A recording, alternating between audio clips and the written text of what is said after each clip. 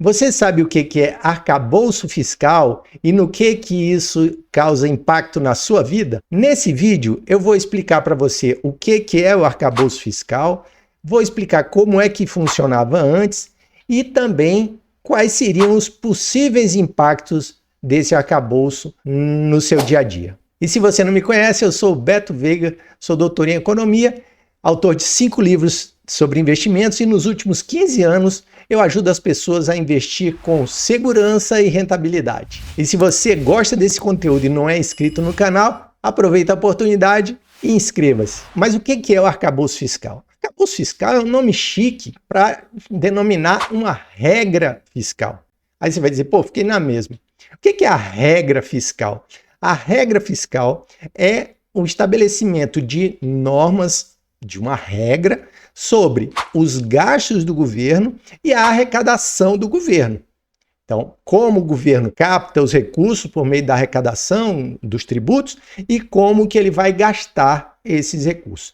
Dentro desse pacote existe toda uma questão que é a dívida pública, que é quanto o país deve e como que essa dívida deve se comportar, se ela tem que ser diminuída ou não, que resulta numa outra ideia chamada superávit primário. E o superávit primário é o quê? É quando a gente tem menos gastos do que a arrecadação, menos gastos com as despesas normais, porque nós temos um gasto de juros absurdo que esse aí não entra na conta. E embora essa questão do gasto fiscal do gasto do governo ser um ponto que interesse a população como um todo, quem faz mais pressão para isso, para controlar isso, são aquelas pessoas a quem o país deve, que são os credores do Brasil. Então a gente vê aqui que os mercados reagiram positivamente ao arcabouço fiscal, indicando que essas pessoas estão supostamente felizes com o que esperam que virá. Aí você pode dizer, mas eu também empresto para o Brasil, eu tenho títulos do Tesouro Direto e tudo mais. Sim, mas é muito pequenininho comparado com a potência, né, com a força política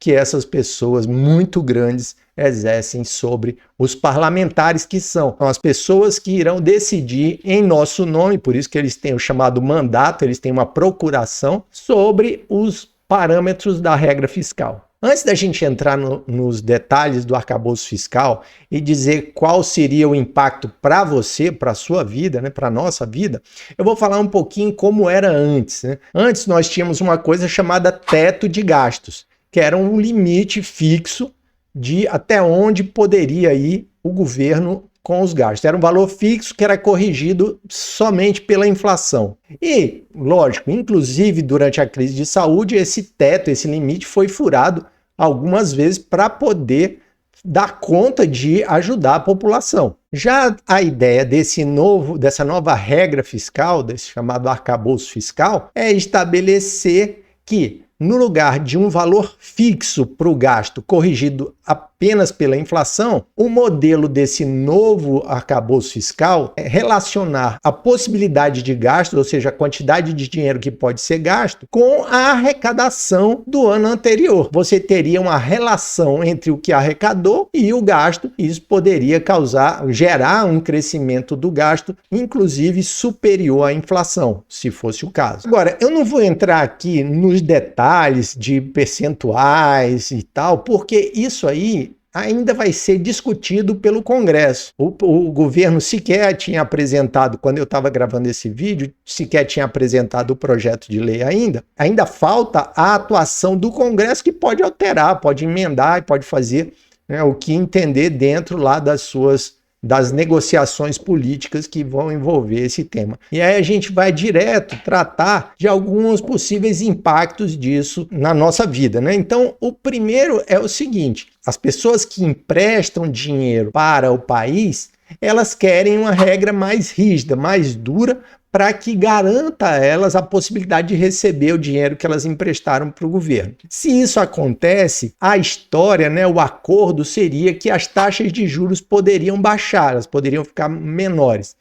E aí nós temos a primeira implicação para aquelas pessoas que têm dívidas, aquelas pessoas que contraem empréstimos, inclusive para aquelas pessoas também que contraem empréstimos para investimentos, para realizar projetos e tudo mais, não só para aquelas pessoas físicas que usam aquilo para consumo, o crédito ia ficar mais barato e essas pessoas iam poder investir mais e ter uma redução nos custos das suas dívidas. Por outro lado, você tem que uma regra fiscal muito rígida, que segure muitos gastos, pode causar impedimentos no investimento do governo. E o investimento do governo, em geral, ele traz alguma atratividade de investimentos privados, porque o governo não é quem vai construir nada, ele vai contratar outras pessoas. E existe muita discussão com relação a teorias econômicas ou a crenças de políticas econômicas que eu não vou entrar aqui. Na proposta inicial, existiria, pelo menos que foi apresentada verbalmente, enfim, nos PowerPoints da vida, ela teria um valor mínimo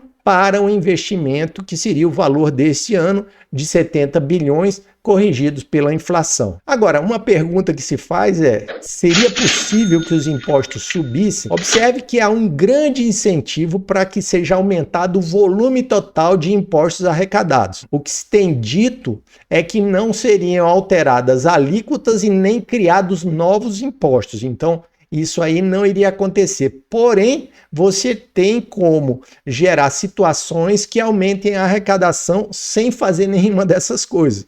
Por exemplo, no caso da tributação de jogos eletrônicos, que é o que já tem sido aventado, nesses jogos de apostas eletrônicas, e no comércio eletrônico, no comércio digital, aí, principalmente nesse processo de importação de produtos que hoje estão passando, né, sem serem tributados, embora haja alíquotas previstas para esse tipo de cobrança. É possível também que se altere alguma dedução que hoje esteja prevista no imposto de renda, colocando limites, essa coisa toda. Mas tudo isso é especulação. E se você gostou desse conteúdo, gosta de investimentos, gosta de economia, sistema financeiro e ainda não tem inscrição no canal, inscreva-se. Se gostou desse vídeo, deixa também sua curtida e a gente se encontra no próximo vídeo. Até lá!